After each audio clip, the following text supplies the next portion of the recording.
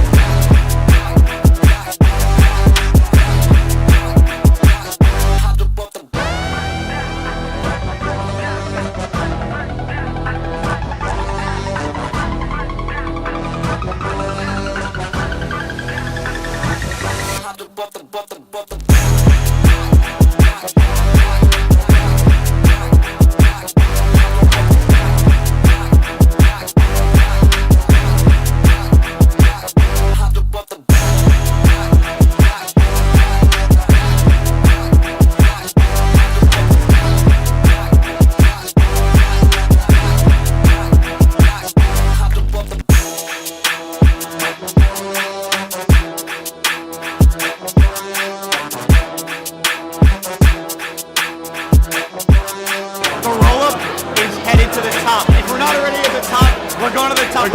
We're on 4th floor today. We're going to be on floor 1, and then we're headed straight to the moon, boys.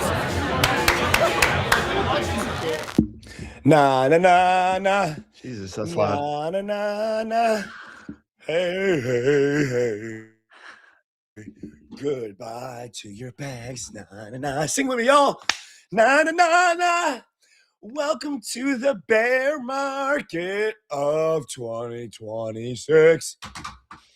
15 fucking years for Go Kwon. Steady, lads. Welcome back to Rollup TV. It's Friday, December 12th. And I don't know what to tell you guys, but if those Framework Ventures guys come back on this show, bull posting, the market dumps 8% the next day, I think we might have to put them in timeout, boys. What do you got to say about that, Robert? Yep. So, guys, if you're on CoinGecko, let's just recap things. Bitcoin is up 0.5% in 24 hours. Ethereum is down 3.2% in 24 hours. Yo, what chart are you looking at? Hyperliquid is up 4.8% in the last 24 hours. Zcash if I'm holding Solana right now, I am scared. Zcash is up 2%. If I'm holding Solana right now, I am scared. Everything else I see is down about anywhere between 1 and 4.5%. So, guys, as you can tell, it's all over. We're going to be shutting down the Rollup. Shout out to everyone who's helped us on the journey up until this point. We're broke. We lost it all gambling on prediction markets and perps. Guys, I just want you to know that I went to the Bucks game last night and I hit on my overbet. I'm back. So I'm so back. Andy, I did not watch the Bucks game, but dude, I did. Oh my God! I saw the post-game interview of the Bucks head coach dropping 7 F-bombs. No way. He talked about what he was going to tell his players in the locker room the next when he went in there after the press conference, because I guess they blew a pretty nice 4th quarter lead. Maybe you could tell us about it, bro. They're up 28-20 with like 3 minutes left, and the coach is having them throw the ball hella because they wanted to like score, I guess, a field goal to put it out. Freaking Baker he's been throwing terrible all night, throws a terrible pick at the 50-yard line. Dude, the Falcons run like 4 plays to kick a field goal and end it. It was just but they were tragic. Up 28-20, you said. Sorry. Sorry. Yeah. So they had 28-20, like 6 minutes left. I think he throws the pick. Then they score. They go down and score. And then he comes back, turnover on downs, or I think maybe it was vice versa, turnover on downs, and it was a punt, and then they scored, and then they threw a pick. And then they threw a pick, and then they got a field goal. And it was and they were offsides, 3rd and 3, first quarter, they were offsides. I don't know. It was just silly stuff, man. That it turned into a touchdown. So anyway, let's get some stuff up on the board. We got some stuff to talk about, Leo. So let's get some stuff off. And let's get after it. Yep. Here. I'm not sure what is going to come up on the board first, but I do. What's that? Bro, I want you to just tell us what's coming up, boss man. Let's go. I'm going to give a little prelude. Just coming up and tell us what's coming, baby. Whatever comes up on the board, we know that it's going to be in this new neo fintech category. It's probably going to be Kwon, buddy. Could be Kwon. That's the old category. Kwon tweet went so viral. It's such a great thing. There's no words for it, really. I mean, it's yes. so wild. But this is what I'm saying. DTCC, historic milestone. No action letter from the SEC to tokenize certain DTC custodied assets by leveraging Do Kwon laughing in the background. I hope it doesn't happen. It does happen. It's not that bad. There's an up-only thing happening. There's an up-only playing behind our tweet. So all right, our technical crew is going to have to take a look at that.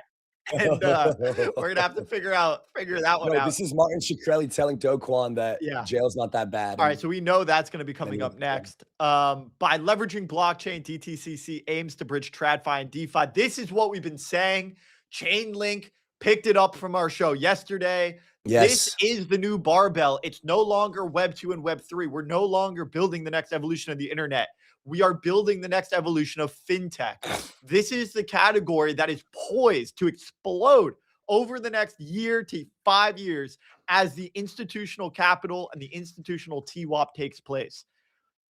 DTCC, Andy, take a guess at how much volume, settlement volume, the DTCC does annually. Take a guess. 6 quadrillion. That's pretty accurate. I don't know if it's 6, but I know it's in the quadrillions. Quadrillions. Let's go, bro. Let's go. I'm a Chad, bro. Volume in the quadrillions. And now DTCC has clearance from the SEC to tokenize assets that they're settling. Absolutely incredible developments happening in this category. Look, they want resiliency. They want reliability. And we know where they're going to go. They're going to go to the category of DeFi that has been here building since 2017. It's the Chainlink Aave cabal that is poised to benefit from all of the enterprises, all of the Wall Street banks, fintechs, neobanks, settlement venues, exchanges that are now getting into crypto. It's pretty insane. They've had their eye on this industry for a decade. 5 to 10 years, they've been seeing it. They've been watching it. They've been having their team research into it. And finally, they have regulatory clearance to enter the space and not just make announcements about announcements about researching and exploring. No, this is actually a foray into the space to practically do something. Okay, but let me ask you something. Like, how does this affect the market in the next great 6 months? Great question. It just doesn't. It depends what market you're looking at. If you're looking at the private markets and you're looking at, and we can take, for example, Bitwise, and you can take Fidelity, and you can take like the existing fintechs that are private and some of them are public. If you're looking at that market, that's where they're trading. Those are the things to keep an eye on. The altcoin market, all this infrastructure that is trying to sell to the ones with distribution, the ones that already have product market fit and consumer brand trust, all of the infra is going to be battling for these companies. These are the companies that are poised for success, and they're going to have their pick of the litter when it comes to the infrastructure and all the altcoins that went public and launched tokens too early. So you're looking at, if you're looking at the altcoin market, you're looking at the wrong market. I just don't know how this affects anybody's bags at all. Because no one has DTCC bags. No one has Fidelity bags. No one has BitGo bags.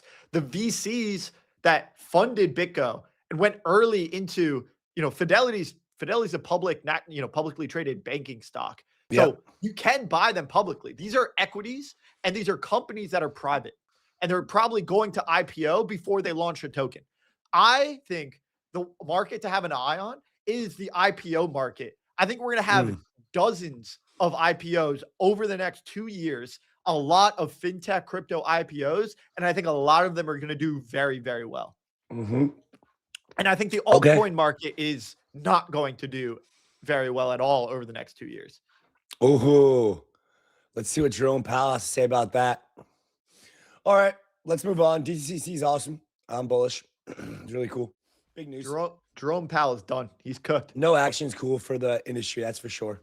I mean, Jerome Powell is definitely. You think why do you think he's cooked? Because he's out of the. Well, he's gonna get replaced. What is he gonna? He's gonna be laid up on a beach drinking a martini somewhere. He's balling for sure, huh?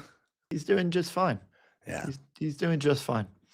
But he no longer has a material impact. What chain can realistically handle the transactions that go through DTCC? Yeah, I don't know, man. They built their own Hyperledger consortium chain. Oh, really? Yeah, and so it's like a permissioned blockchain, but Nice. they're gonna make it composable with the rest of the DeFi. And Yeah, so, of course they have mean, to. Take a guess. What company is going to help link them with the rest of DeFi? Chainlink. That would be my guess. That Chainlink clip was fire, dude. It was on their account. And look, I mean, obviously we were talking to Will, the head of sales and CFI over at Chainlink, and he was telling us about their partnership with Coinbase. Yeah. Which was obviously a step in this direction. Coinbase, for what it's worth, is more of a fintech company than a crypto company. Obviously, that's the line that we're drawing here. Centralized exchanges, fintechs, neobanks. These are the companies that are most poised for success here. Steady, lads. Get fucked, Kwon. Goner. Oh my God. This closes out the 2022 crime cycle. Yeah. Yeah, and it opens up the 2024 crime cycle. No, this is Do Kwon, Steady Lads, Rushi Manch coded GGs. GGs.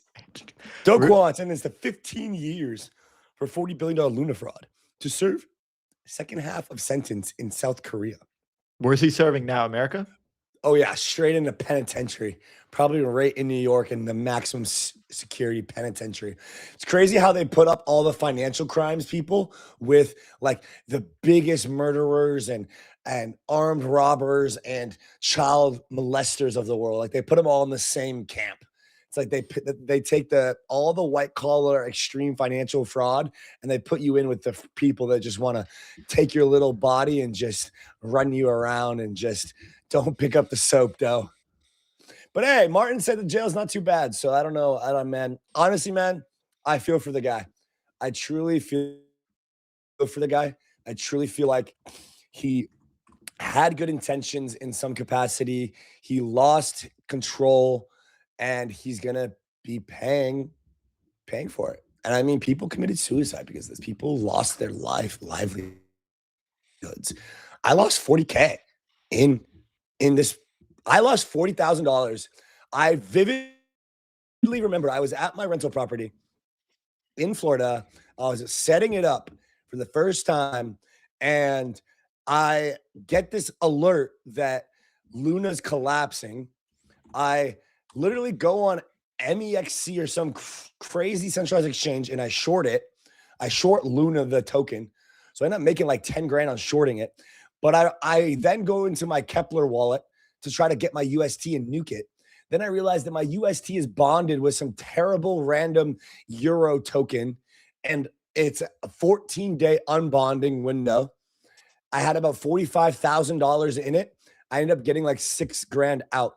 So I lost about 40 grand. So thank you, Do Kwon, for making me lose $40,000 as a 22-year-old kid, fresh off of a great bull run as I'm building out my rental property to start renting it out and collapsing it and causing me a whole week and a half of stress.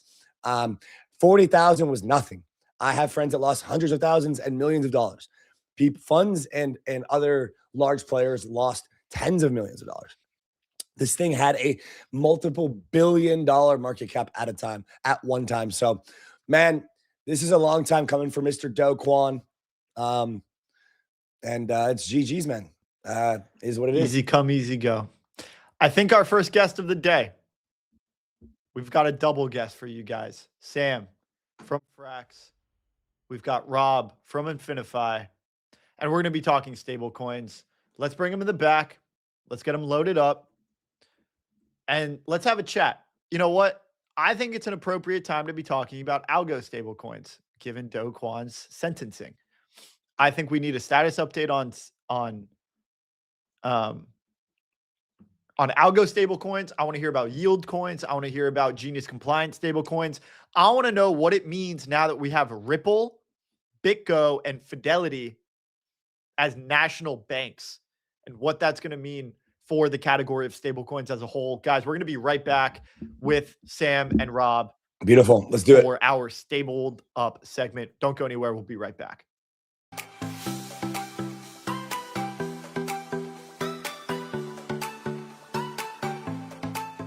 Yeet is built for big moments. The most fun you'll ever have with your crypto. Go to yeet.com to yeet into your next game.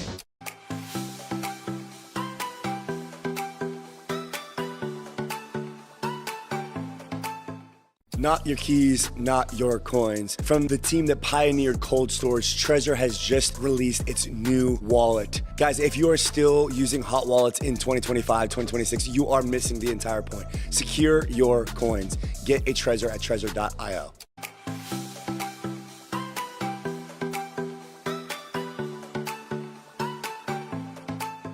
Go anywhere on chain instantly with Relay.link. Relay is closing in on $10 billion transferred. Go to Relay.link to bridge your assets now.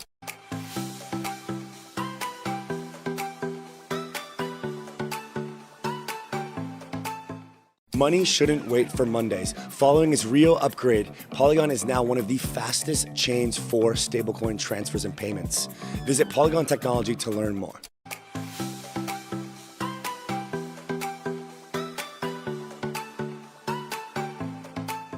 Kalshi is the world's largest prediction market. You can trade on anything in all 50 states. Go to kalshi.com to trade today.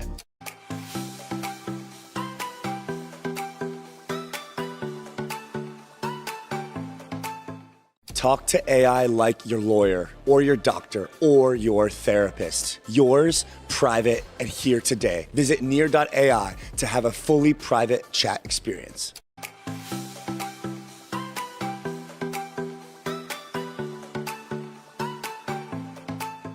Hibachi is fast and private perps trading, secured by ZK with Celestia underneath. Go to hibachi.xyz to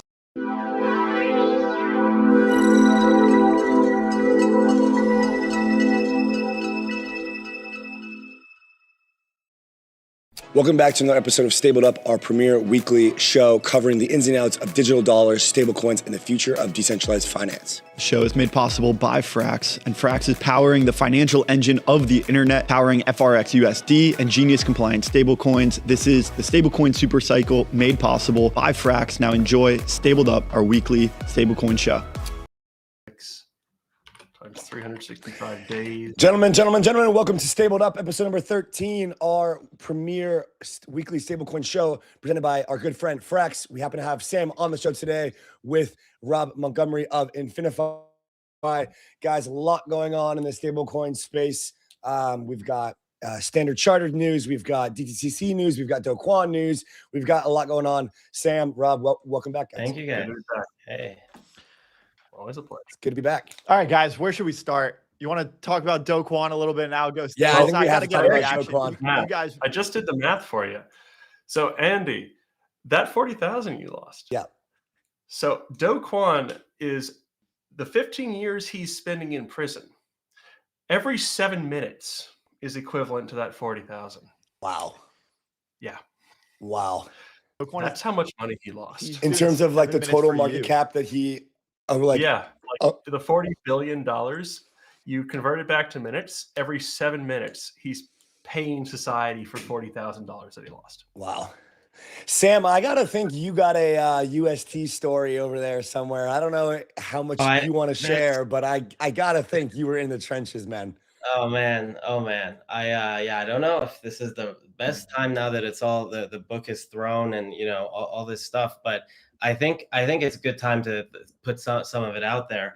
As people might or might not know, now it's been years, right? Frax is and was back then the second largest, essentially, like decentralized, like quasi, like hybrid algorithmic stablecoin. Now, you know, we have our Frax USD Genius compatible stablecoin. In fact, I would say that event really shaped us to create a safer stablecoin as our flagship product rather than a decentralized one. The way that I would actually put the collective consciousness of the industry is until Terra blew up, right? Everyone in crypto from like early like 2018 ICO era and like Basis, if people even remember that name, Frax, and then Terra, were trying to find the holy grail of stablecoin design as like this hybrid algorithmic kind of stablecoin that has all the best properties of Bitcoin, right? It's decentralized, it has no blacklist, it's all on chain, it doesn't need a bank account to work, but it also has the USD unit, where the unit that everyone needs, wants, they do their accounting in and all this stuff. And the holy grail stablecoin, you know, design of algorithmic, you know, scalability, and the stablecoin trilemma, if you guys remember, was like, this is like, you know, did Terra solve it? Did Frax solve it? You know, maybe like someone else can solve it. And then it imploded with, you know, like you guys said, 40 billion of capital wiped out. And it was like, no, actually, maybe the best design for a stablecoin is an extremely safe digital dollar. And that's just what a digital dollar needs to be on the blockchain. Is it does need a bank account to work. And for real decentralized assets that people want to be fully non-custodial and fully in the crypto ethos, you have BTC and ETH. So I think that's an important caveat that actually left in people's minds. But where should we start? The four pool, the other pools, the UST backstories. Like I'm a multi-saga volume book of, you guys can open wherever you want on whatever chapter.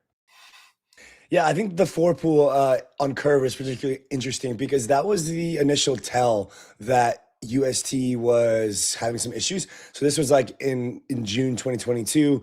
We saw that the balance between UST, USDC, and USDT in the three pool started really getting imbalanced. And that's when, like, you know, the sirens started going off on Twitter. So maybe we can start with some of the four pool. You know, you were pretty deeply involved.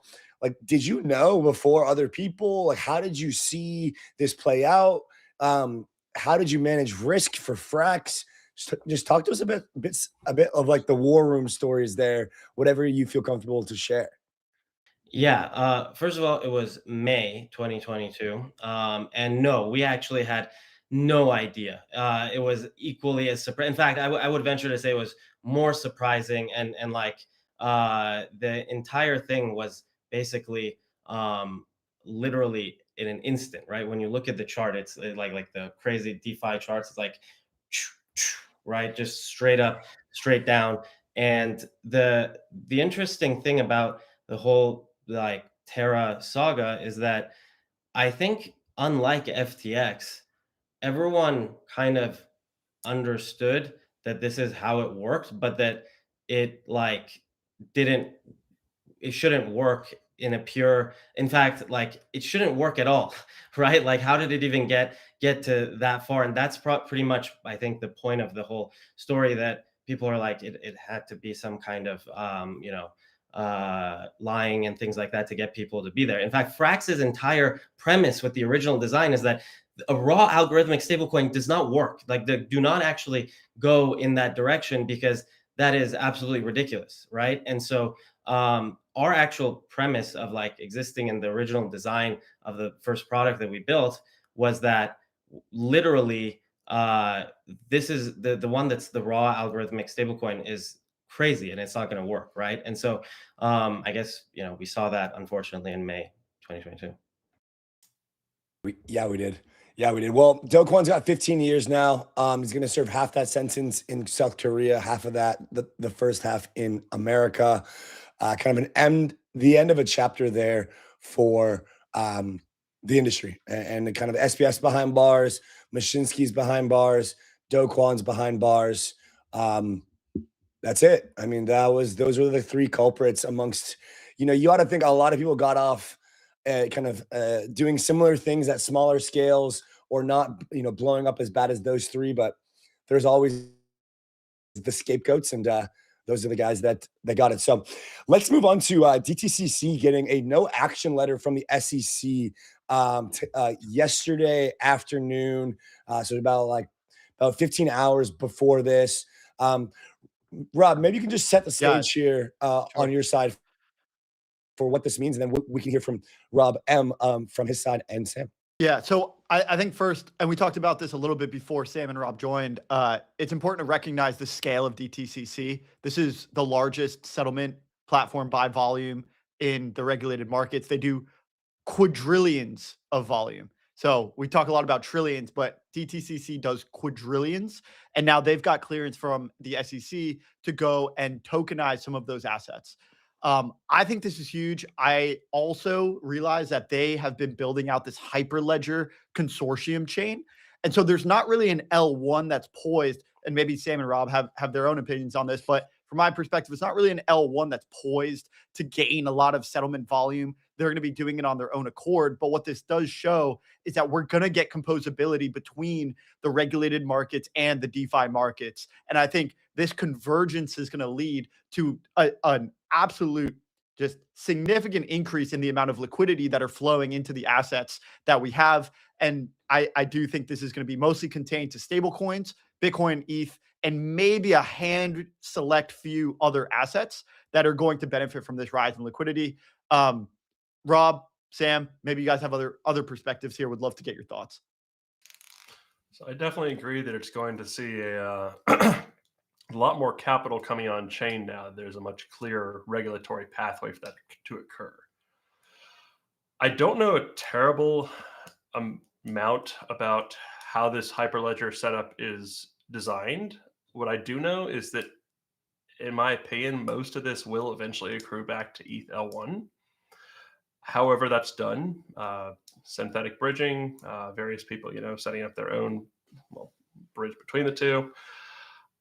I think you eventually see it trickle over to ETH just because that's where there's the most liquidity currently. That's where there's the most long-term, support and stability. People are kind of getting tired of the L1, the L2 games, and they see that, this really is the biggest store of value, the most secure venue for these sorts of things to be executed on. And I think the main impact for the world that I'm in, at least, is going to be that we're going to see a lot more RWA borrowing, lending and borrowing against these assets in this next year.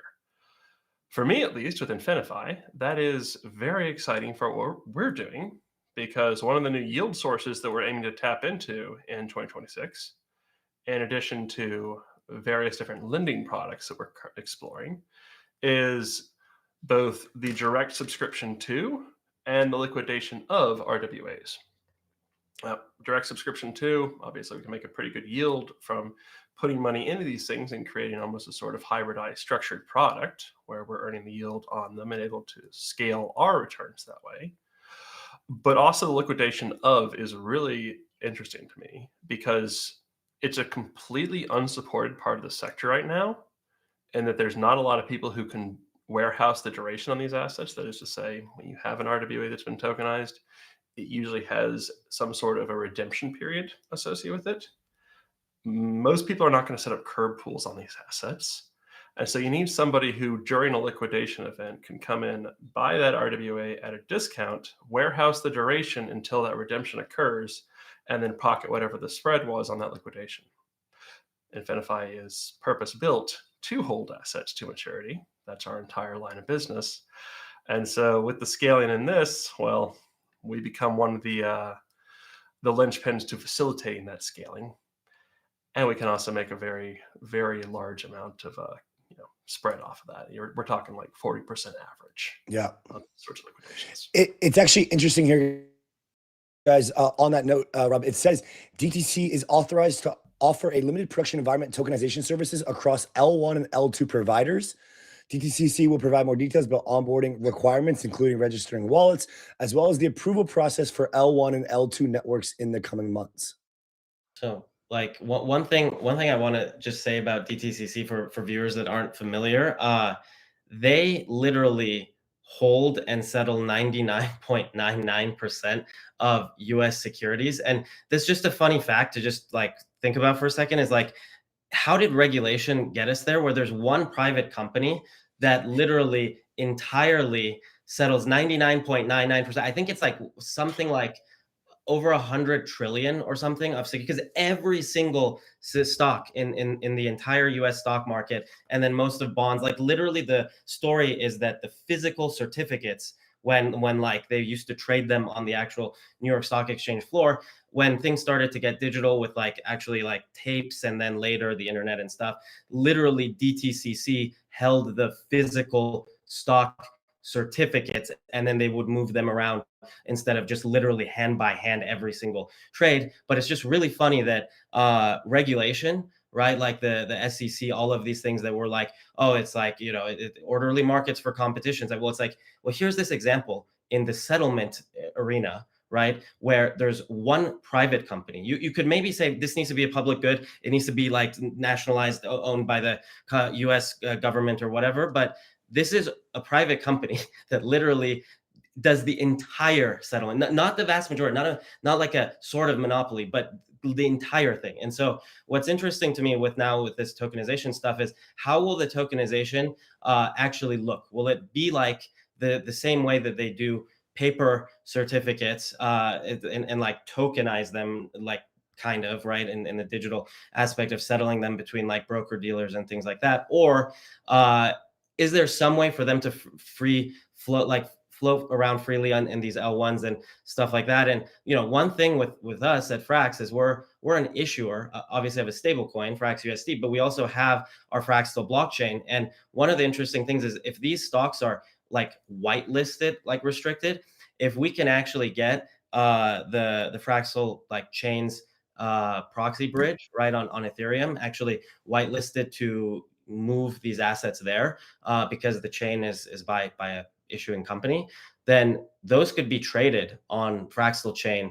They're not literally securities. They're obviously representations of the securities, but they are literally backed by the DTCC's like own securities token, which is literally how the US financial structure works, exactly in that way, right? And so we've been thinking a lot about how to get really good pairing of like Frax USD liquidity against these new assets, because that's where we think the market is actually going, right? Like if you think about why Tether is so big, USDC is so big, they are the pairs, they're the liquidity pairs for their generation, right? Like that's why USDT is the centralized exchange liquidity pair. It actually, that's the problem it solved, right? USDT made all of the BTC and crypto pairs on centralized exchanges way back in the day trade instantaneously, instead of having arbitrageurs have to send wire and then withdraw it 2 days and then send it to another exchange plus 2 days and then try to arbitrage over 4 days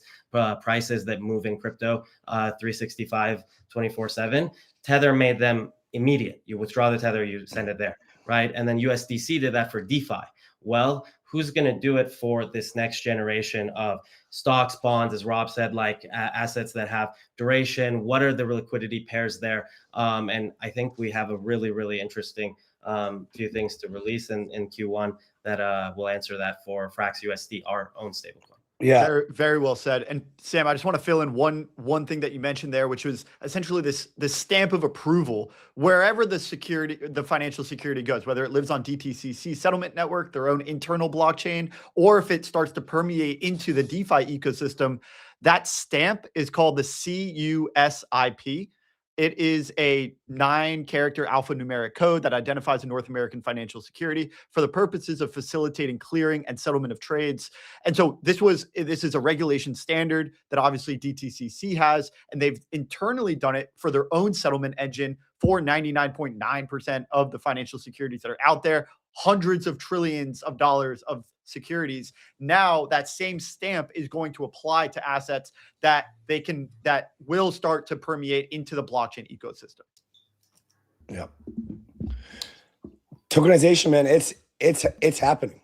And it's happening globally. Sam, you also, in your kind of outline of the Frax suite, you didn't mention Fraxnet, but I wanted to ask about this Korean won stablecoin that you guys started to collaborate with, from basically trying to make the Forex on-chain market more liquid, more available, more kind of transparent, global. So you guys recently announced that you will be working with KRWQ Cash, which is the most traded Korean won stablecoin.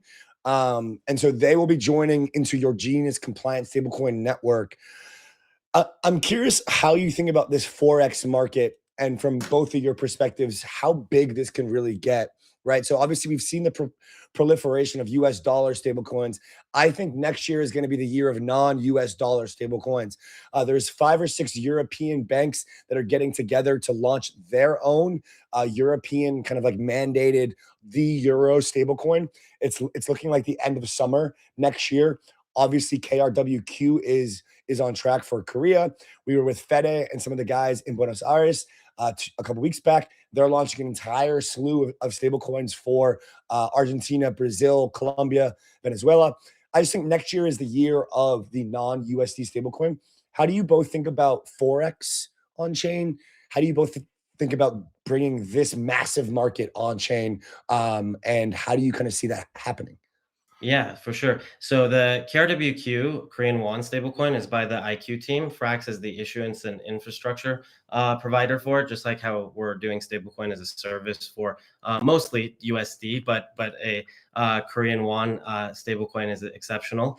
And we've integrated it into Fraxnet, our neobank layer, where people can sign up, have wires in and out, stable coins like Frax USD, but also soon KRWQ, which is super, super cool.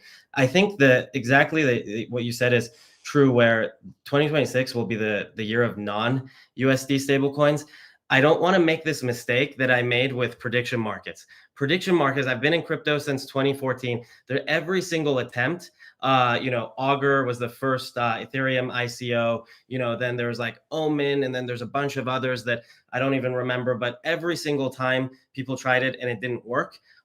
People were like, oh, prediction markets are a niche thing. Maybe they'll blow up every 4 years because of the, worldwide kind of event that everyone pays attention to, which is the US election.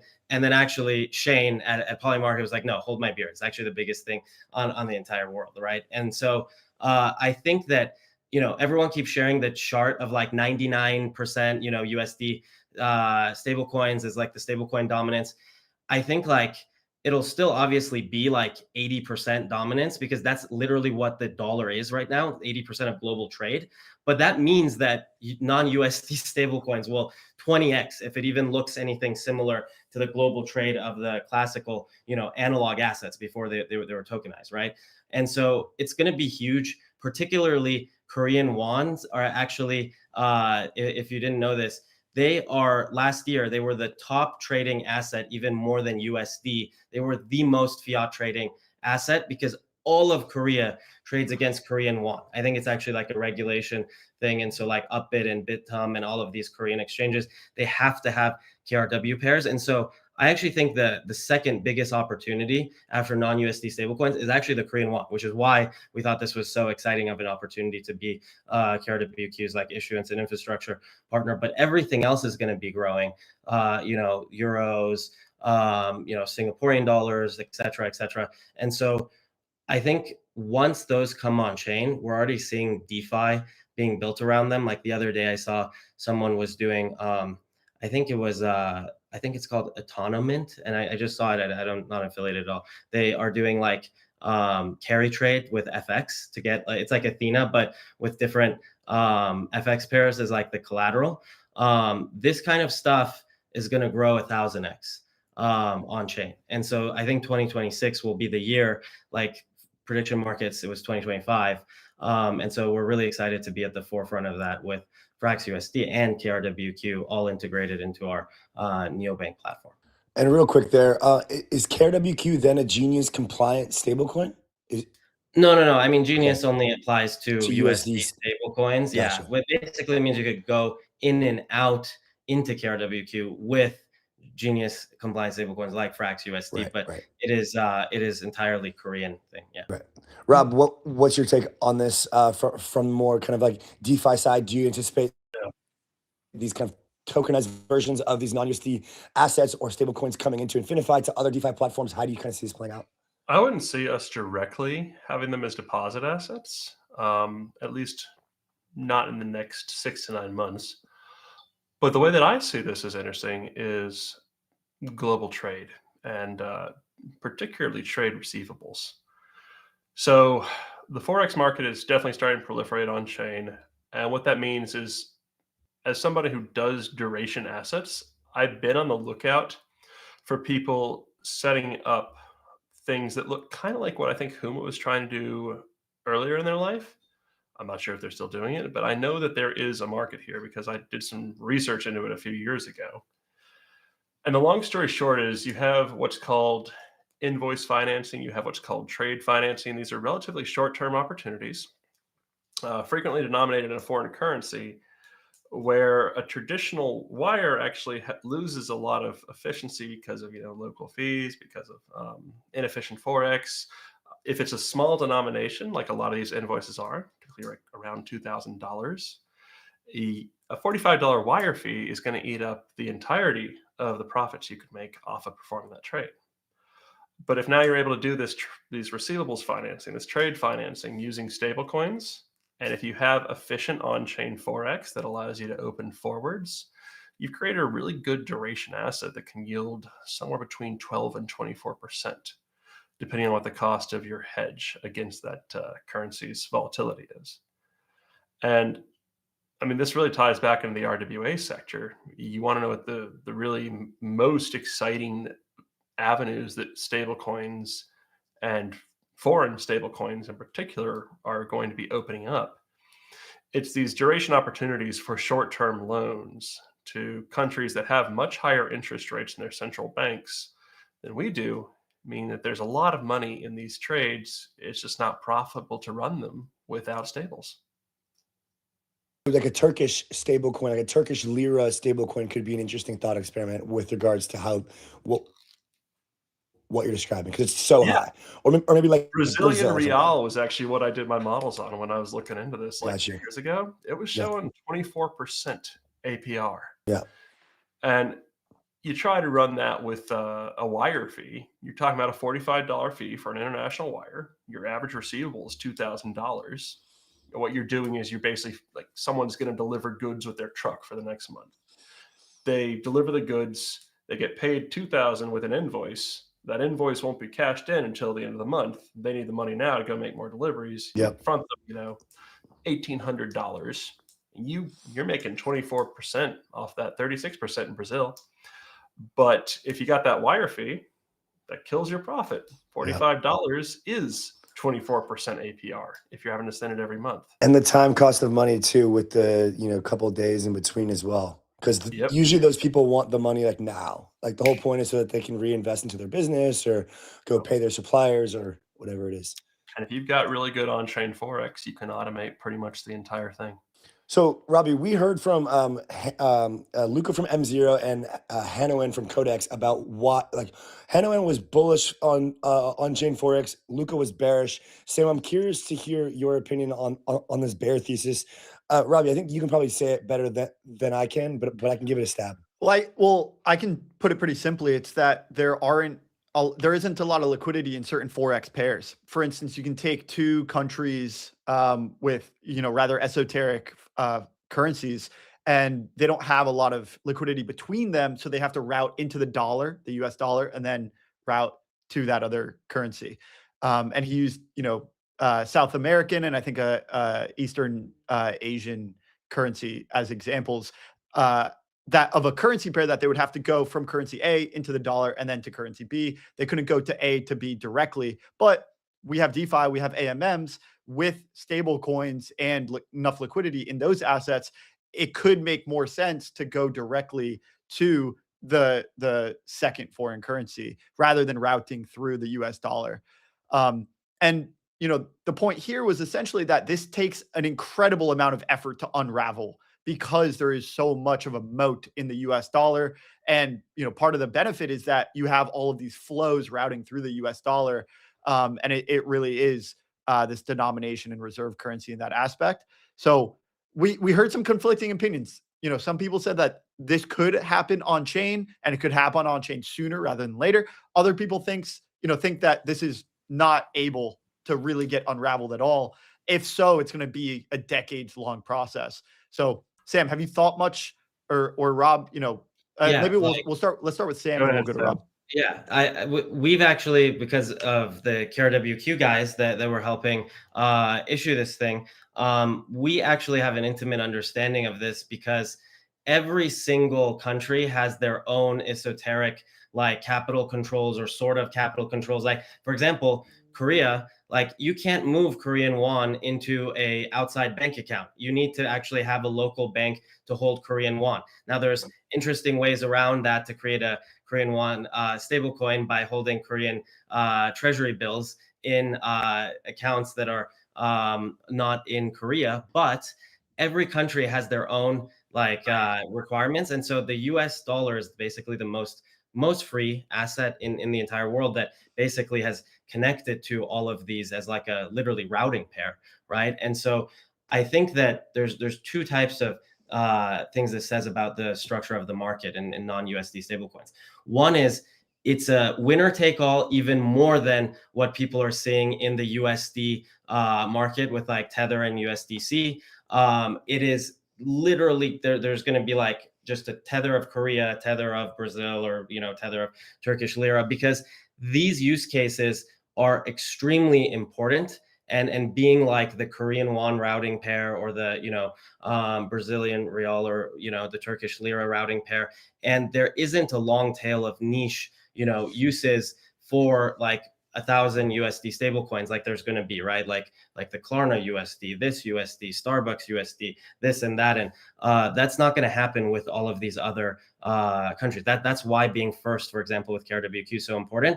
They're all going to have on-chain liquidity, and it's just going to be more and more, powerful, right? And no one else is going to need or want or should even to create a second Korean won or Turkish lira, and that token, that stable coin, is going to be so liquid. It's going to be able to trade on chain against other non-USD stable coins. It's going to be in DeFi, and it's going to become a very, consolidating asset. If you think Tether is dominant right now, just wait until like these non-USD stable coins really get going in 2026, and whoever the current first mover is for each of these units, I'm willing to bet that, we can come back in a year, December 2026 from now, and look at the chart, and I will bet 99% dominance of one single issuer for each of these pairs.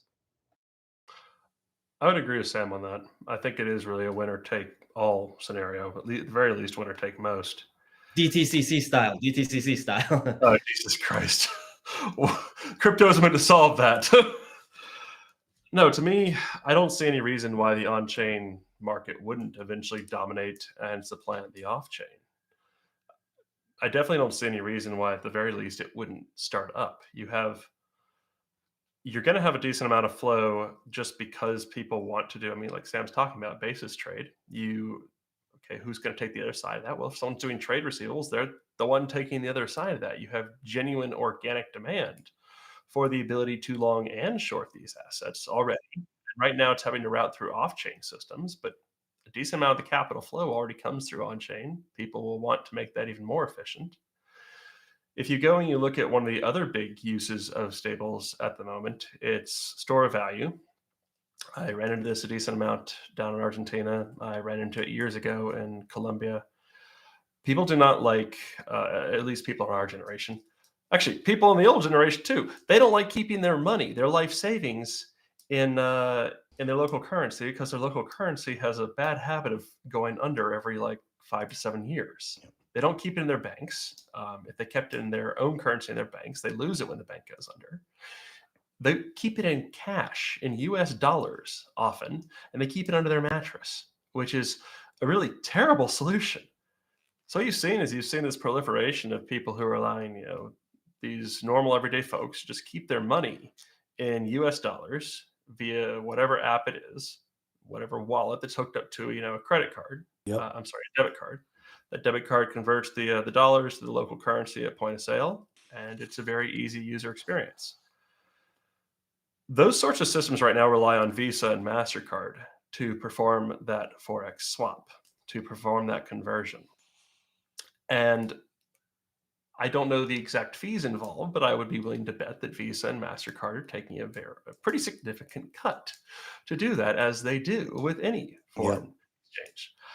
The minute you get on-chain liquidity and you can go from USDC that you're keeping your money in, or Tether as it's quite common overseas, to your local stablecoin, then go through your local payment provider to convert it back to your typical currency, you're going to get a lot lower slippage. You're going to have a lot higher efficiency.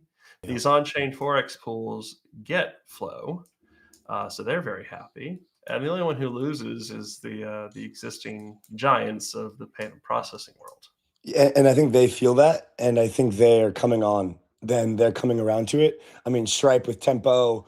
I think Interactive Brokers is starting to accept stablecoin payments as of today. Like they can feel it. They're going to keep taking their cut. It's just going to be for sure. But I think you bring us to a nice segue here, which is our boy Sam has been recently appointed as a advisor, CTO, shadow founder of Stable. We are investors in Plasma. We were euphoric for the first couple of weeks. We are now the butt joke of crypto Twitter. Tempo's testnet has came out. Stable mainnet launched and token launched. A lot of drama, a lot of people mad about the token and the allocations and the pre-deposits and yada, yada, yada. And then ARK is still kind of like this little, thing in the corner that's just kind of watching it all unfold. Tempo's like the big brother here, and like Stable and Plasma are fighting. Let's talk stable chains, guys. We haven't talked stablecoin chains probably Sam, maybe since like the first episode that we did. I know you have a kind of like, not like a bias, but you have a role. We have a bias. So just putting those out there. But I think let's start with Tempo, and then we'll get to Stable, and then we'll get to Plasma, and we'll get to ARK. Tempo testnet launched. I just can't help but think Tempo is going to mog all these, and that Tempo is coming straight for all of the payments chains, and I'm scared. I'm scared that Tempo is going to come in with Stripe. Their distribution is massive. Their technical team is insane. Their entire fleet of product decisions in terms of their sub blocks, their consensus mechanism, etc., is really, really solid. They will not launch their own stablecoin. They will support a lot of stablecoins, likely including FRX USD. What's our take on Tempo testnet? What do we like? What do we dislike? And then we can get into some of the others. Yeah. So obviously, let me take as many hats off as possible, as you guys have said, and same thing with probably everyone on this call. I didn't know you guys were investors in Plasma. That's pretty cool. I think there's going to be a lot of these things. I did take a look at Tempo. Testnet Frax is a Frax USD will be an issuance partner. This is all in my opinion, positive sum if people want to play the positive sum game. It's not obviously everyone is bear hugs and things if there isn't a both sides interest. Tempo has some really cool tech. Stable will also unveil their very interesting roadmap that we do think is novel, that no one else will do, and not even Tempo. But Tempo's tech, if you go look at it, the way that the actual payment lanes works, the TIP20 standard and the reward streaming that they've built, and the actual gas market, where in Tempo there's certain things that I actually as like an engineer and like someone that still writes code, I'm very, very intrigued about the decisions that they've made, and I'm excited to see how that goes. Like, for example, there is no ETH payable gas in the EVM in Tempo. I don't know if you guys have looked at it, your listeners. It's super new. It is literally the actual low level call to like pay gas it can be denominated in any preferred stablecoin, or the validator quotes in whatever stablecoin that they want to accept. And like if you load Tempo network on MetaMask or like Rabby or any of these things, you know how all of the networks, they're like gas, like quoted like token says like this ETH balance for your wallet. That doesn't even exist in Tempo, which is really mind blowing. There's no such thing as a single gas like token. And like it is EVM though, right? And so there's so many changes. There obviously, like I'm excited to see stables. We have one with Frax still that has zero gas and things like that for Frax USD and some of these other products that we're building. It's going to come out in Q1. There's just going to be so many. I think the most interesting thing is who gets the actual distribution and the customer base, because that's where all of the flows are. These are things that are monetizing flows rather than AUM, right? Chains monetize flows and settlement. So Sam, help me understand something. People are fudding stablecoin chains in general and saying, okay, so Plasma set the standard already, saying gasless everything. So there's not going to be any transaction fees on stablecoin transfers. That's going to be probably ubiquitous across all of them. So like the revenue or REV from a typical L1 won't exist. Like you won't be paying ETH fees or SOL fees or L2 fees to use these. So then how do these things make money? Well, it's like, okay, then they can be valued based on volumes, I guess, almost like a settlement layer engine, kind of like a DTCC. But like, does that make sense? Like, how do you think about stable, Plasma, Tempo, ARC? How do you think about these things making money? If they're doing these gasless stablecoin transfers, what metrics should we be paying attention to like measure their success? Obviously, TVL is one. I think Plasma's like top 6 or 7 right now in TVL, but of course they had this massive liquidity generation event that is now kind of subsided. How do you think about the difference between normal L1s and L2s versus what these things are doing for like metrics to watch and how to value them? Yeah, I think the true gasless fee transactions, whether it's like stable, Plasma, Tempos, payment lanes, yada yada yada, they're all limited, right? Like there's no such thing as infinite free transactions. It's literally physically impossible. So I think the most important thing is those are subsidized ways to get more flow into these networks, and some of them are by issuers, like ARC by USDC Circle, right? And so if everyone's using USDC, right, and ARC is super fast and super good and mostly free, not like infinitely free, then basically USDC is and I think in their view, dominating, because they are able to monetize the stock, the TVL, the AUM of their stablecoin. And so same thing with the chains that have relationship with Tether, right? If you give a lot of very, very cheap, fast movements of Tether benefits a lot. And it is an interesting question of like,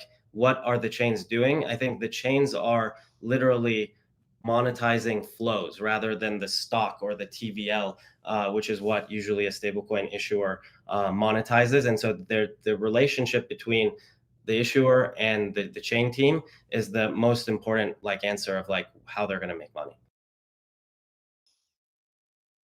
Gotcha.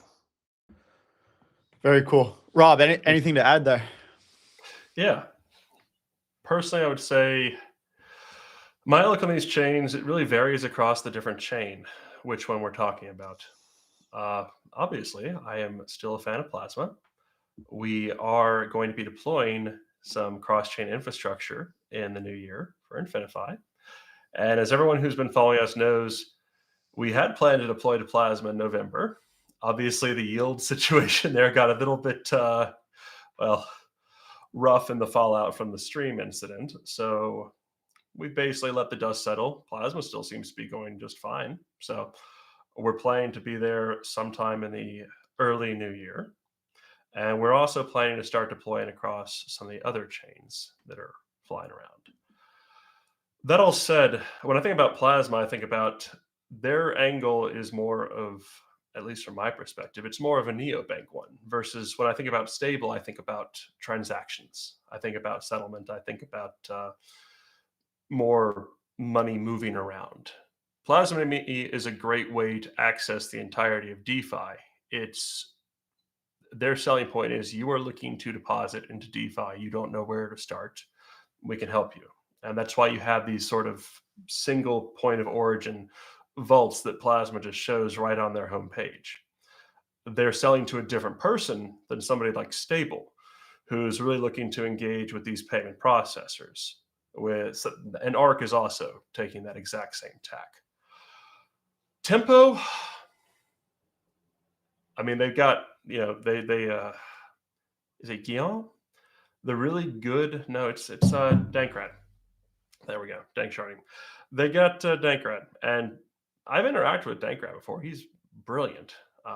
long time ago helped me keep self-destruct from getting totally deprecated, which I was very grateful for my protocol at the time. Would have bricked the entire thing. A really smart guy. But from what I can tell of Tempo, it's the incumbent trying to show up and trying to basically grab market share in saying they view as challenging their market dominance. If we look at historical attempts to perform those sorts of operations, usually they don't work out well for the incumbent. There have been entire books written about this. The one that I would recommend most people read is The Innovator's Dilemma. And the general thesis there is that by the time the incumbents realize that a new technology is challenging their hold on power and begin making moves to dominate that technology, it is already too late, and the new winners have already been chosen. Yes. Yeah. Ethereum and Bitcoin coded. You get it? Yes. You can see this with Caterpillar. You can see this with IBM. Yes. Like those are just the two first examples I think of. Caterpillar, they crushed everybody who was doing cable construction equipment. Yeah. IBM, they got crushed by the personal computers. Like, oh, mainframes of the future. What's this PC? Who cares about this? Yeah. Dead. Yeah.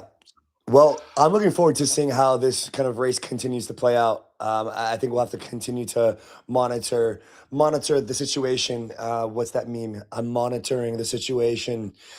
Sam, Rob, guys, I think we're coming up on time here. Didn't realize that we had a tight one here today. So, guys, thank you so much for joining. Sam, Rob, it's been a pleasure. Stable Up episode 13. Shout out to the amazing people from the Frax team. Lots to cover in the stablecoin verse. So glad that we can make it happen today. Thanks, guys. I will keep monitoring. Monitor the situation. Pleasure, guys. All right. Pleasure chatting, guys. Cheers, boys. See you next time. See ya. Yeah. Monitoring the situation. I'm Keep monitoring. All right, guys, we'll be right back. We're going to get back to some of the new stuff. Take a quick pause. See you in a sec. Peace.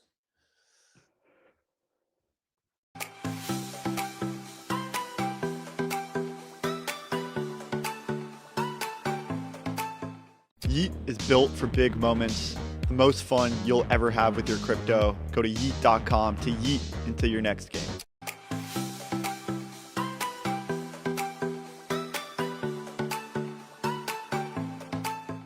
Not your keys, not your coins. From the team that pioneered cold storage, Trezor has just released its new wallet. Guys, if you are still using hot wallets in 2025, 2026, you are missing the entire point. Secure your coins. Get a Trezor at trezor.io.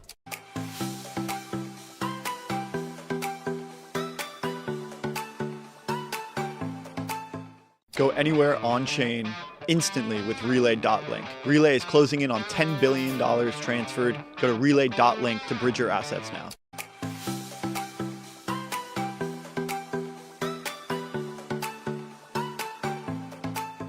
Money shouldn't wait for Mondays. Following its real upgrade, Polygon is now one of the fastest chains for stablecoin transfers and payments. Visit Polygon Technology to learn more.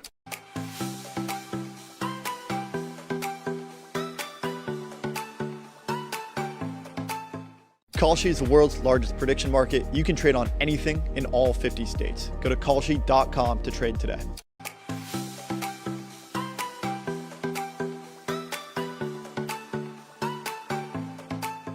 Talk to AI like your lawyer or your doctor or your therapist. Yours, private, and here today. Visit near.ai to have a fully private chat experience.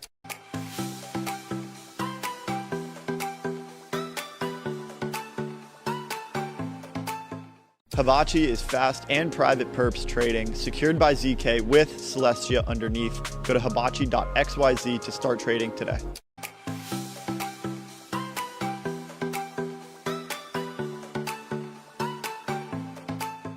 Looking for yield that stands out? Infinfi gives you just that. Deposit stablecoins and earn far more than the current savings rate.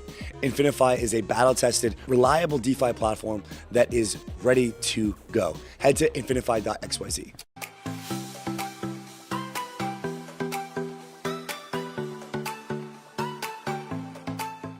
Halliday is unified crypto payments. Give your users more wherever they are. Go to halliday.xyz to never write a smart contract again.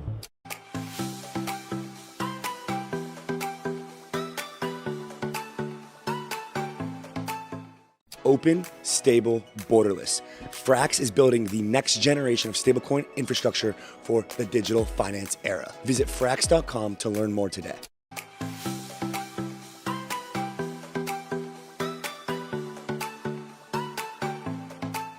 Yeet is built for big moments. The most fun you'll ever have with your crypto. Go to yeet.com to yeet into your next game.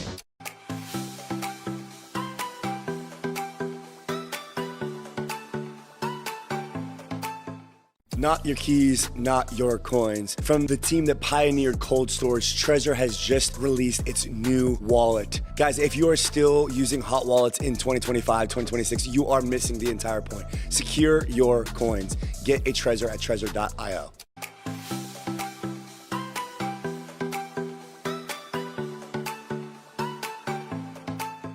Go anywhere on chain instantly with Relay.link. Relay is closing in on $10 billion transferred. Go to Relay.link to bridge your assets now.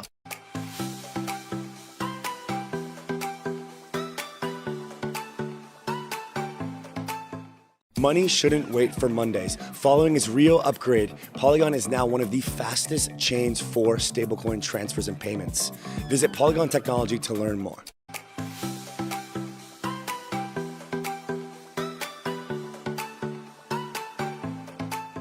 Kalshi is the world's largest prediction market. You can trade on anything in all 50 states. Go to kalshi.com to trade today.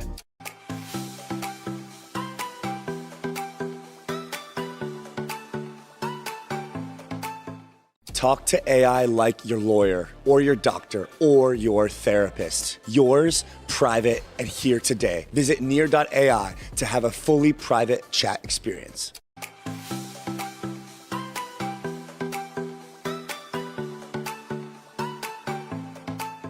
Havachi is fast and private perps trading, secured by ZK with Celestia underneath. Go to hibachi.xyz to start trading today.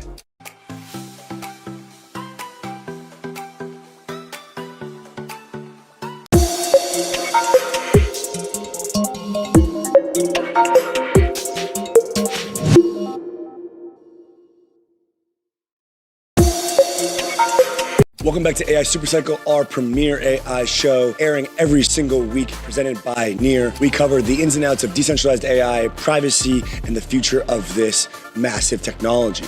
Near is the blockchain for AI and the execution of AI native apps. You can check out Near's latest AI product at near.ai. Now sit back, relax, and enjoy the show.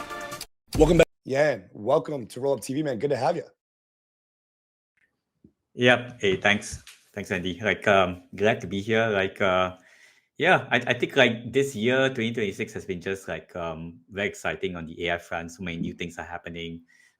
Very excited for the year ahead as well. So, yeah. Definitely, man. I mean, it's been the year of AI. I actually tried to predict on Kalshi that this was going to be, AI was going to win the Time Person of the Year award, but I think something just leaked yesterday and it's not. But we're on AI Supercycle. Welcome to AI Supercycle Tang, presented by Near, the leading AI blockchain. They just released their Near AI chat product as well as their Near Cloud. So you can actually have an LLM that you use and speak to that is not storing your data, using it for training, or giving it to the local jurisdiction of choice to put you behind bars. We're not going to do that today, Tang. We're going to have a fun time.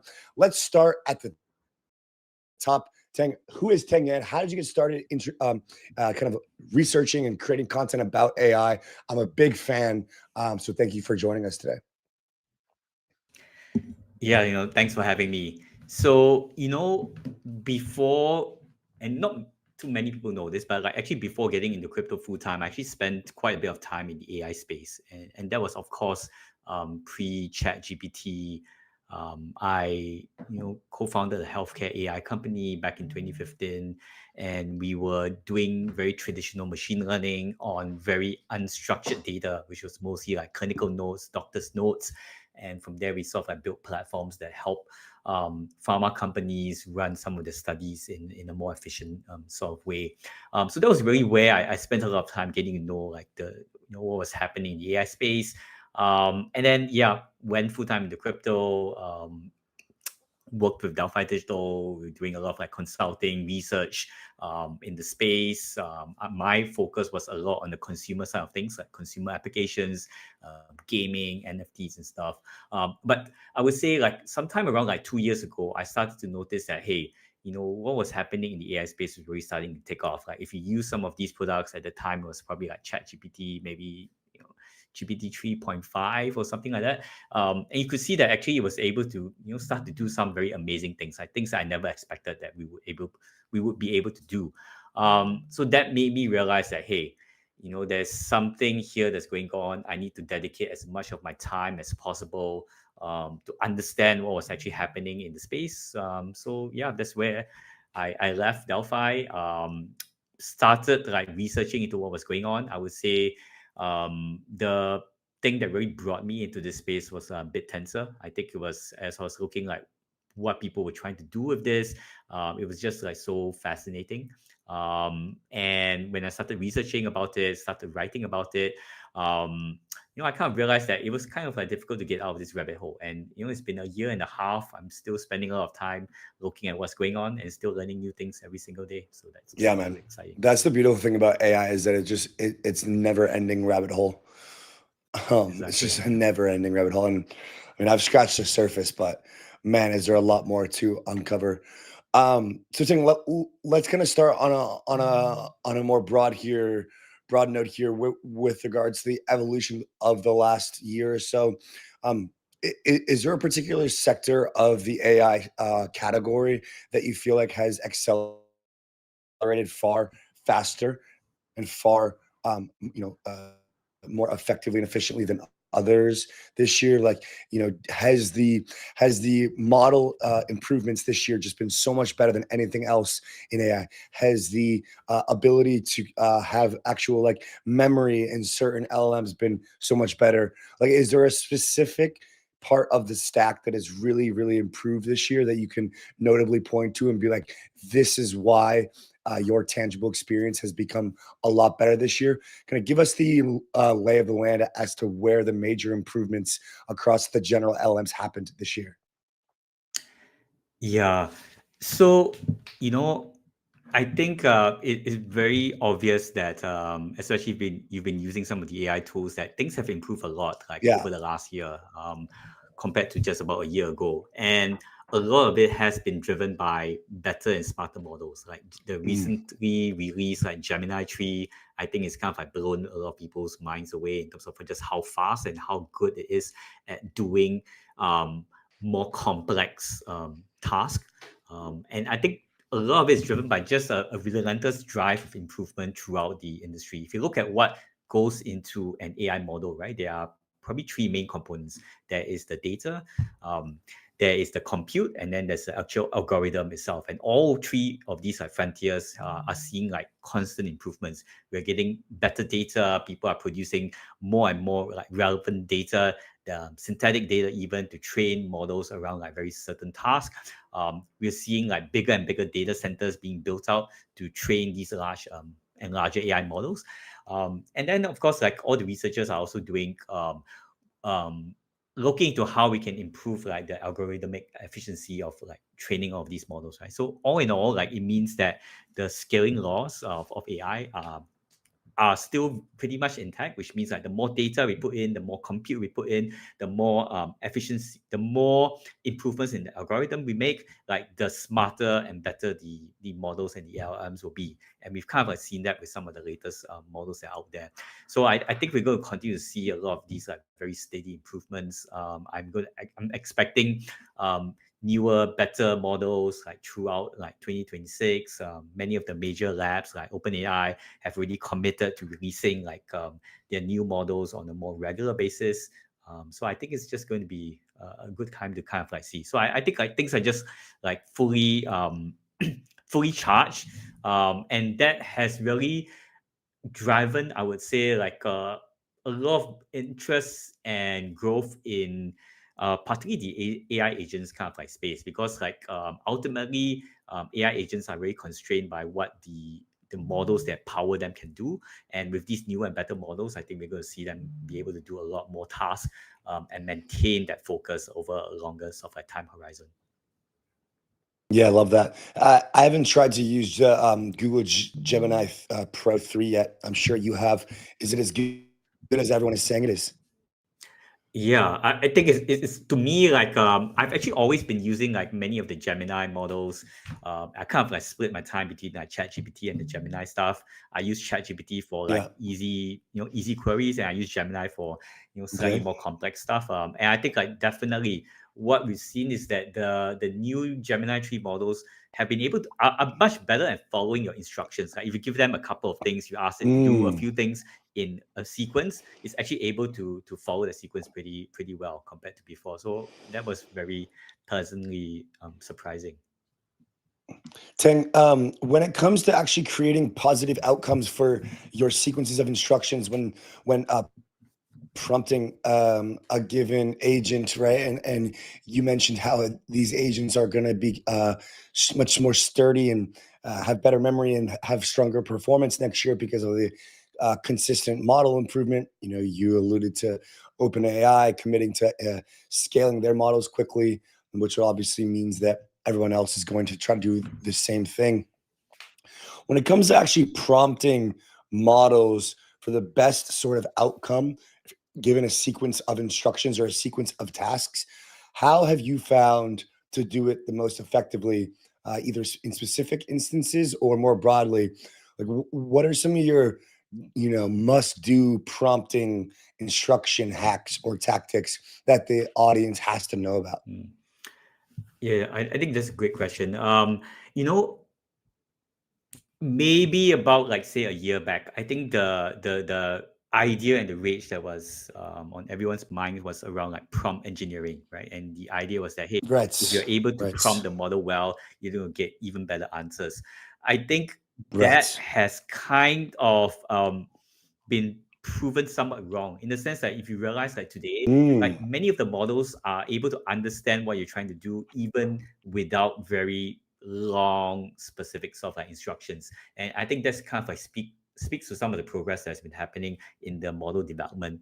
I think for me personally, in terms of like prompting models, I think what's important is to understand what you want to produce, ultimately what is the outcome, define the outcome very clearly for the AI to follow, and then all the intermediate tasks, I think that is really up to you. Like if you know very well what the model needs to do, you just give it a very specific set of instructions, tell it exactly what it needs to do, and then it will probably be able to do and follow your steps and give you the instructions as you sort of like determine.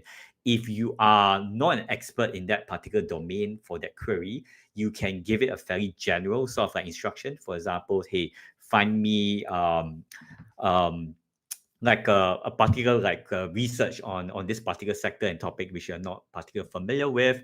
It will actually go through its own sort of like thinking and reasoning. It will search the different relevant sort of like websites. You don't have to specify exactly where you want the model to be looking at, what kind of like research papers you want it to find. It's kind of able to sort of like curate a lot of that. I think what I find very helpful in terms of like giving me the best sort of like outputs is giving the model the right context. It needs to know like what do you want to use it for.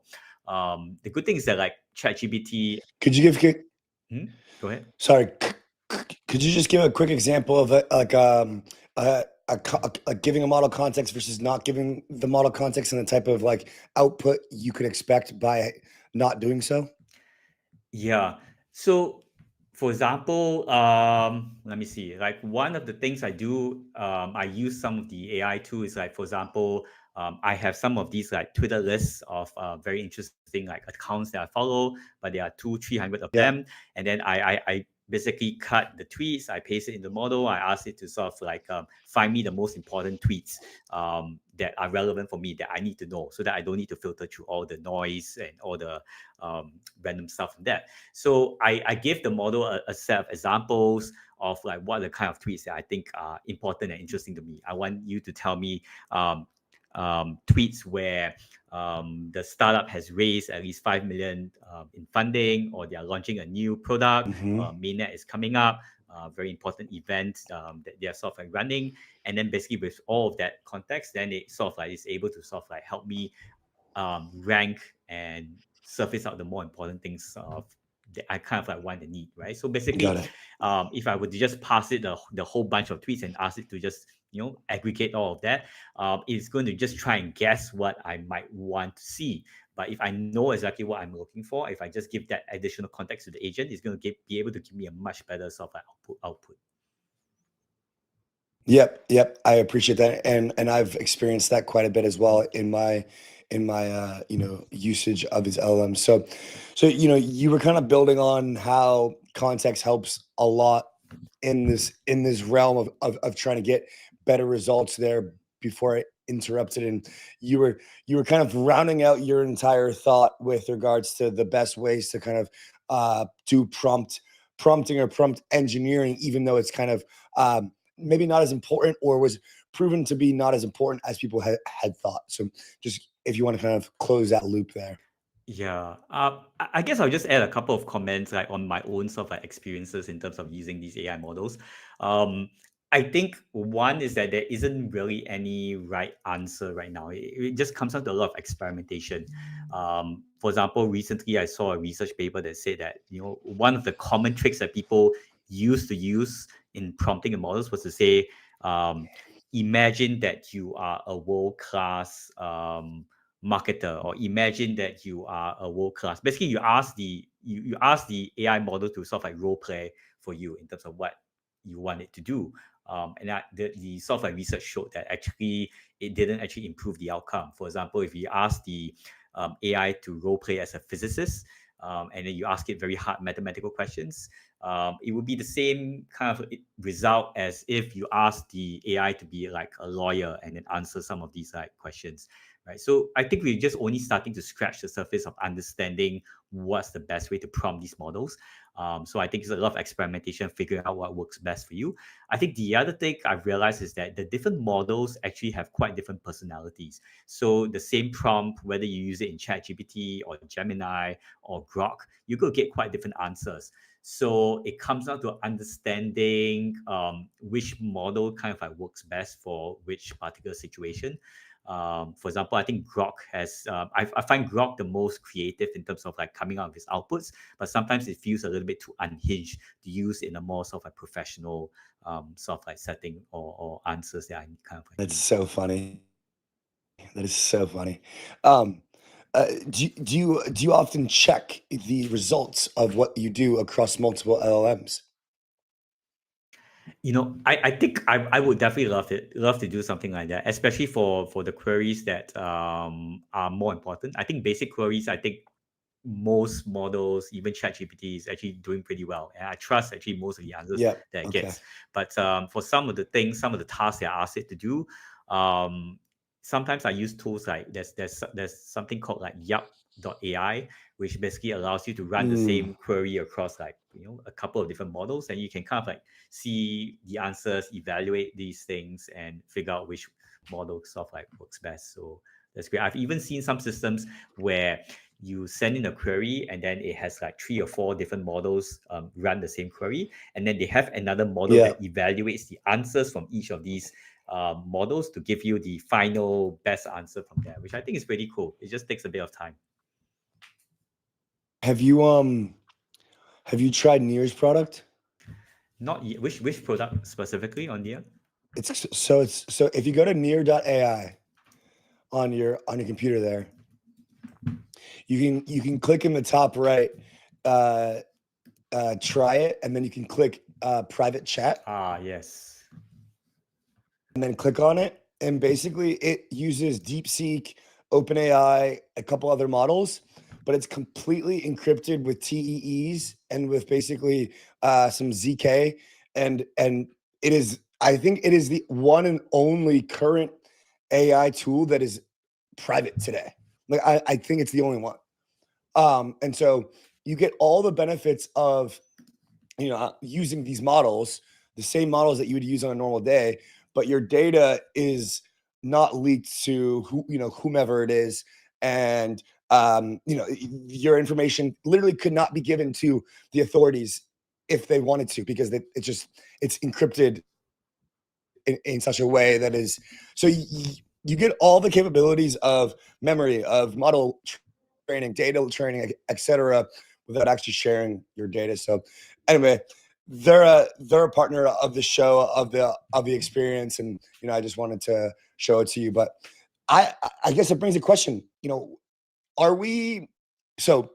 Obviously, you've got this like Orwellian viewpoint of AI from some people, where it's like, we're entering the end game here.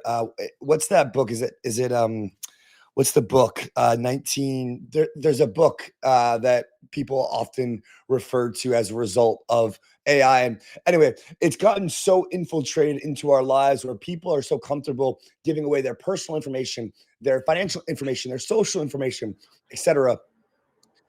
It begs the question of like, who owns AI? Who owns your AI? Do you own your AI? Who is in control of the responses that you're getting? There's a lot of questions that we can kind of like go down the rabbit hole on, but I guess like the broad one here is like, Tang, do you think that we have an AI privacy crisis brewing on our hands, or are we in a fine spot right now? Is it too late? Where are we at? Like, how problematic is the current state of the public AI platforms that everyone knows, loves, and uses? And how does that kind of relate to privacy and some of the, I guess, blockchain ideals that you, I'm sure, are aware of and have been a part of in the past?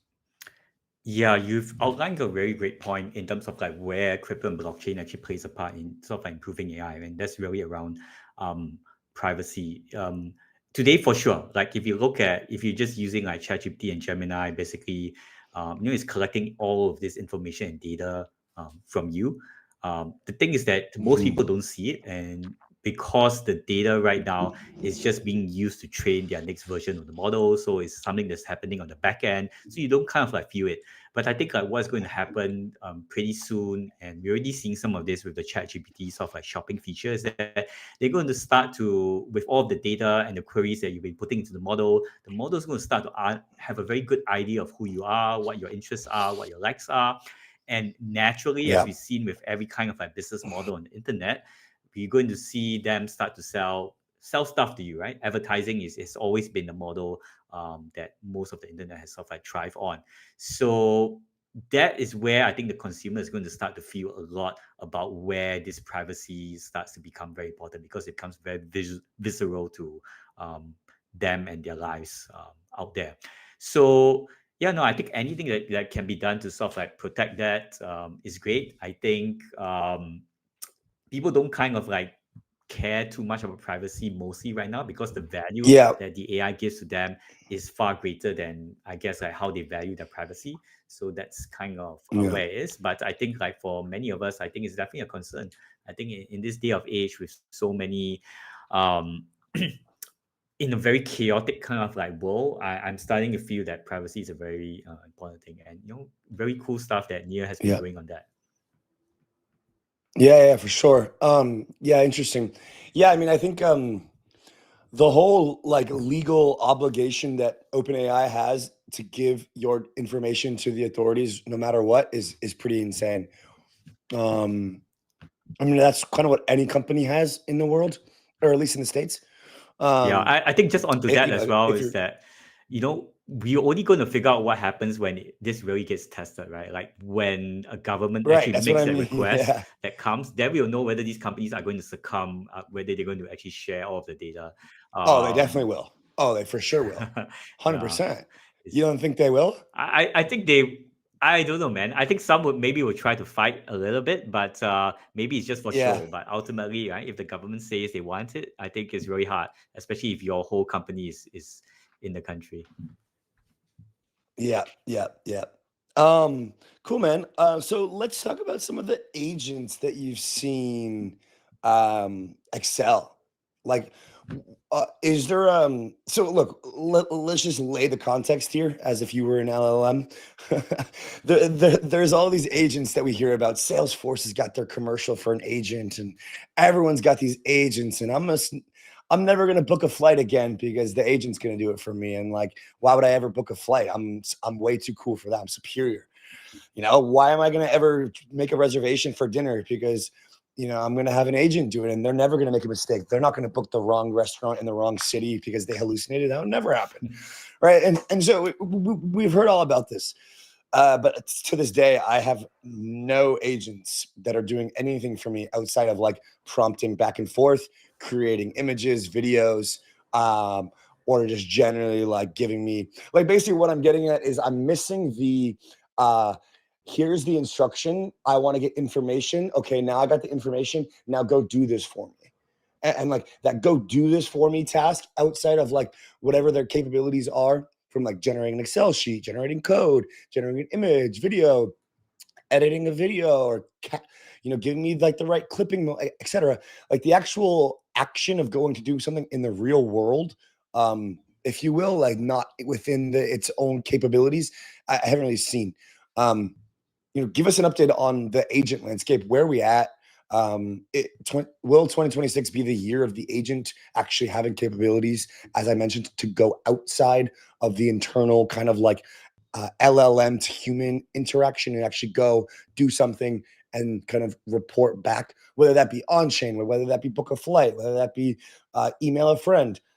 When do we get the actual fulfillment of this promise of agents doing all of our work and these types of things? So, I think, I guess a couple of thoughts on that is that firstly, we're already seeing like AI agents, be good at certain things. And for example, things like research, like being able to synthesize, digest a huge amount of information and present the things that are important. Agents are getting good at coding. I think that's because code is very clear. We know whether it works or it doesn't work. It's kind of easy to tell what's good and bad. So we're going to see a continual improvement over the next couple of months, 1 to 2 years of agents being able to do more and more tasks in a better way.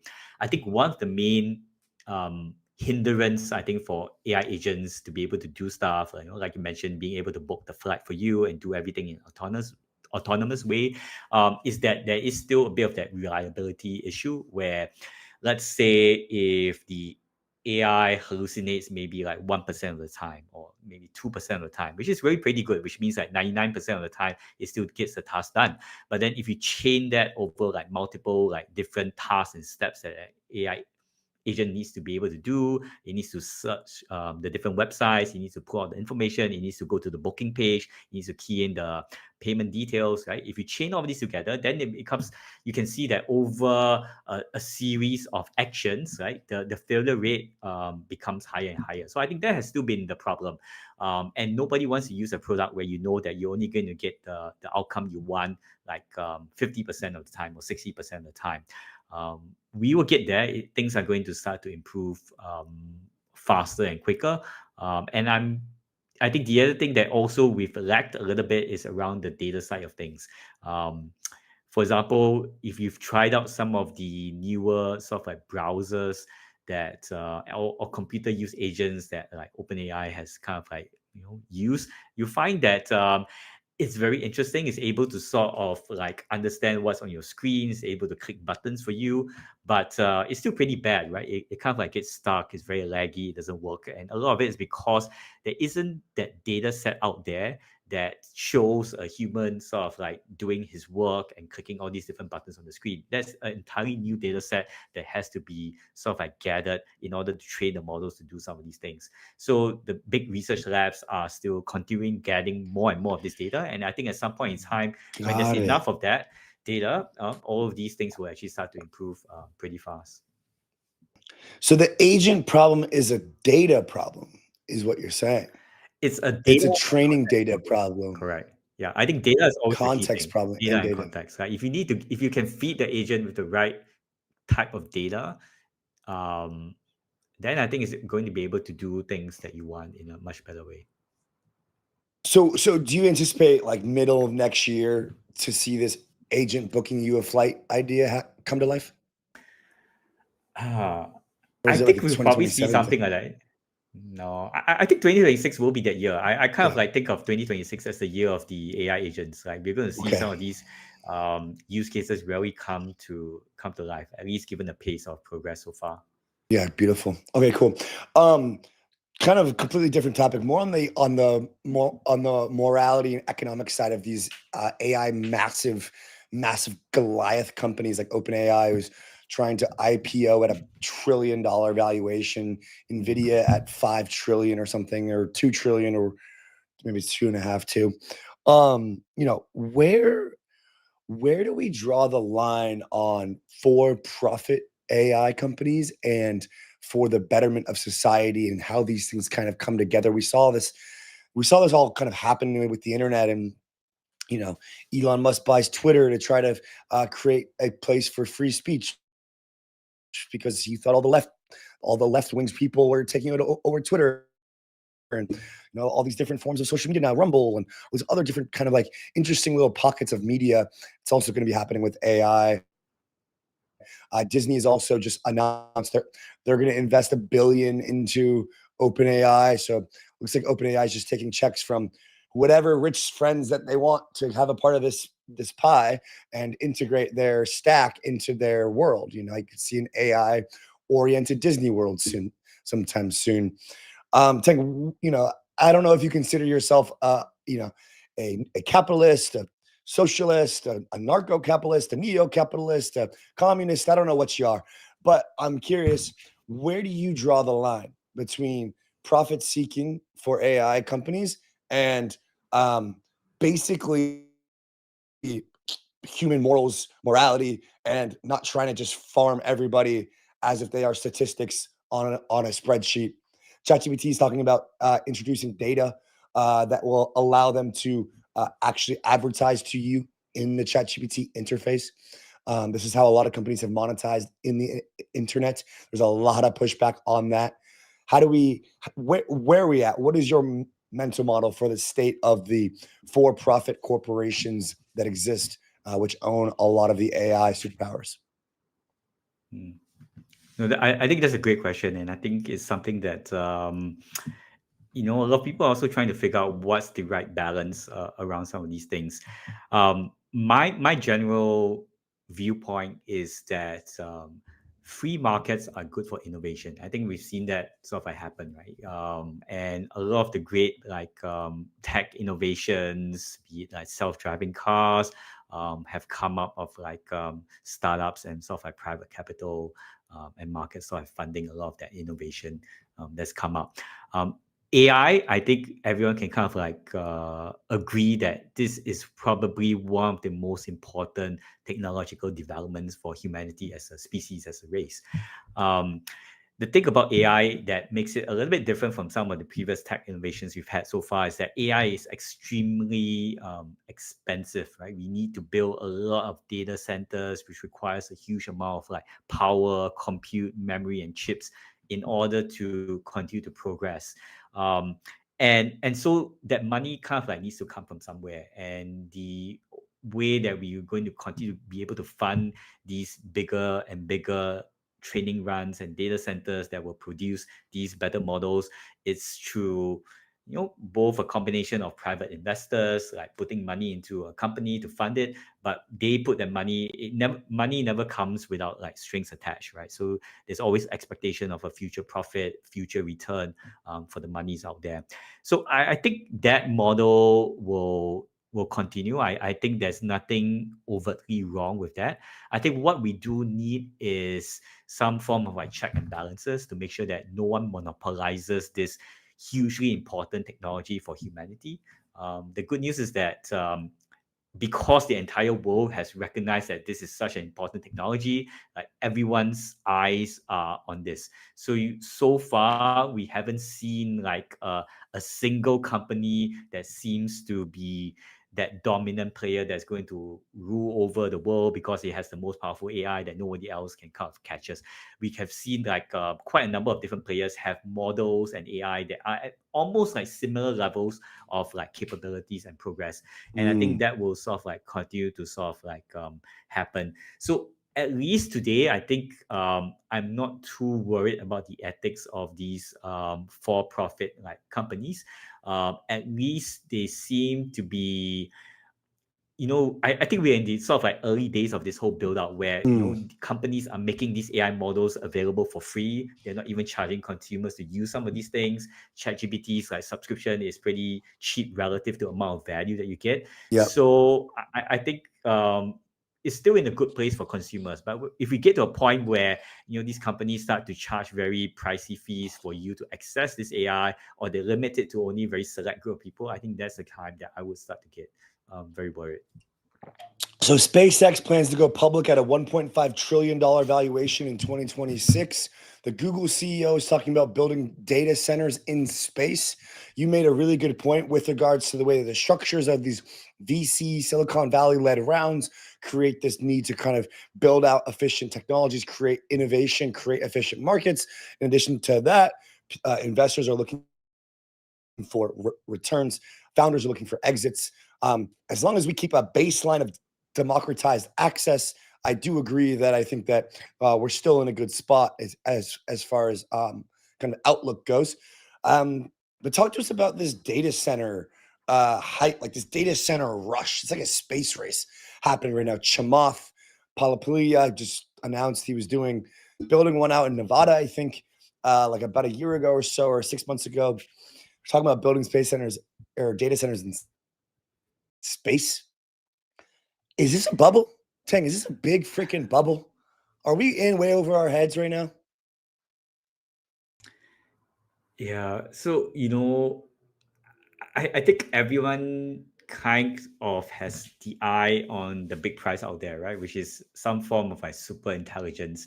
And the way that everyone believes that we're going to get to this super intelligence is by throwing more and more compute at it. So, and that's why the data centers are getting bigger. This is probably the biggest experiment that humanity is sort of like conducting today, because we don't know when this sort of like scaling law will stop, right? Is there a point where we've hit a certain limit, and even if you build a better and bigger data centers and you throw more chips, you throw more compute at the AI, we are not going to improve it any more significantly? Right. Will we hit that sort of like point in time? We don't know. We only will know once we actually get there and we see it. And if we actually see something like that, where we're actually not able to scale the levels of improvements of AI alongside scaling the data and compute, then I think there's a good risk that the bubble might sort of like burst at that point in time, because people realize that actually we won't be able to, all the additional spending on data centers may not work. But until that point in time, everyone just has to play the game. It's like musical chairs, right? You just have to keep walking, you have to keep building, you have to keep racing to build the biggest data center and accumulate as many chips as you can, so that you have a seat in this game and you're not sort of out of it, especially if you're one of these like big tech companies that want to maintain its sort of like market share and dominance in this world. Yeah, man, that is an interesting picture that you paint here, Tang. You mentioned some about some of these open source kind of decentralized inference networks that you like BitTensor.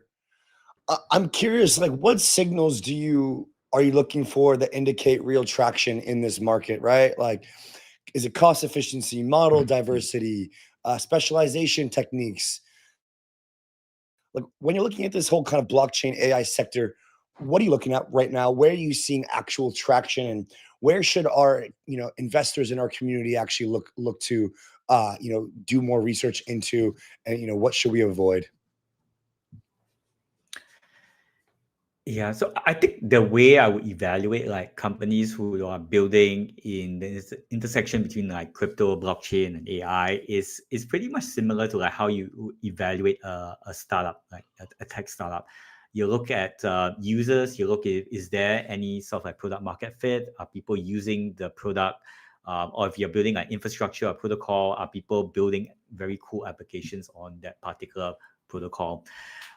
Overall, I would say that we are still in the pretty early phase, I would say, of crypto and AI. A lot of teams have been focused on building infrastructure, whether you're building an infrastructure for agentic payments, you're building infrastructure to support decentralized like compute or decentralized training of AI models.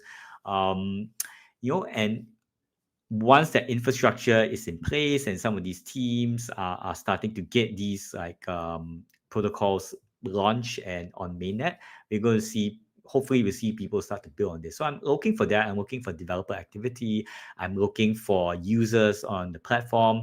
I'm looking for some of these companies to be able to build a sort of a sustainable business model and actually be able to generate revenue. Because AI is not cheap. Like if you are running inference, it costs quite a bit of money to run an application that uses or provides the user with a lot of queries. I think BitTensor is interesting. Makes sense. Yeah, BitTensor is interesting because to me, I kind of see it almost like an incubator or an accelerator. So like by buying into BitTensor, you are sort of like buying into, say, 60 to 100 different AI startups that are trying to do all different kinds of things. Most of these subnets and startups will probably not make it. They'll probably fail at some point in time. But hopefully there'll be a few of these that will actually get to sort of like very sizable like revenue and business models. And we're actually starting to see like some of these subnets on BitTensor, like shoots are actually like, producing quite a good amount of like revenue, which is subsidized by the Tau token, of course. So yeah, I think that economic sustainability still needs to sort of like be thought about. Yeah, such is the way with all I would say 99% of these crypto networks. The economics sustainability still needs to be continuously improved on and iterated on. Tang, Jan, appreciate your time, man. Absolutely absolutely epic AI super cycle episode today. Thanks for your time. Thank you for coming in, answering some hot questions and having some fun, man. Would love to have you on in 2026 as we continuously explore the proliferation of this technology and the acceleration and improvement. So thanks for your time, man. Yeah, no, thanks, Andy, for having me here. Like, this was fun, and yeah, looking forward to chat more. 2026 is going to be a great year, I'm sure, for AI. And Tang, where can our audience find you? Chain of Thought. How can we support you? Yeah, I write a weekly newsletter. You can find it at ChainOfThought.xyz, and I'm pretty active on X and Twitter as well. So you can find me at Ting Yen AI, I believe. Awesome. Tang Yen, thank you, man. Speak to you soon.